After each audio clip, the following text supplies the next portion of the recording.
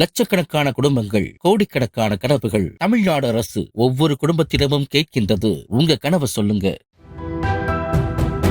சென்னை தாம்பரம் பாரத் நகரில் தனியார் பொறியியல் கல்லூரியின் விடுதியில் தங்கி படித்த மாணவி டெங்குவால் உயிரிழந்த நிலையில் மேலும் 7 பேருக்கு டெங்கு காய்ச்சல் உறுதிப்படுத்தப்பட்டதால் விடுதிக்கு விடுமுறை விடப்பட்டது. கடந்த சில நாட்களாக காய்ச்சலால் பாதிக்கப்பட்டிருந்த பாலக்காட்டை சேர்ந்த மாணவி சரண்யா மாத்திரை சாப்பிட்டும் சரியாகாததால் மருத்துவமனையில் சேர்க்கப்பட்டார். இரத்த பரிசோதனையில் அவருக்கு டெங்கு உறுதியான நிலையில் சிகிச்சை பலனின்றி உயிரிழந்தார். இதனால் மற்ற மாணவர்களுக்கு எடுக்கப்பட்ட இரத்த பரிசோதனையில் டெங்கு உறுதி செய்யப்பட்ட 7 பேருக்கு சிகிச்சை அளிக்கப்பட்டு வருகிறது.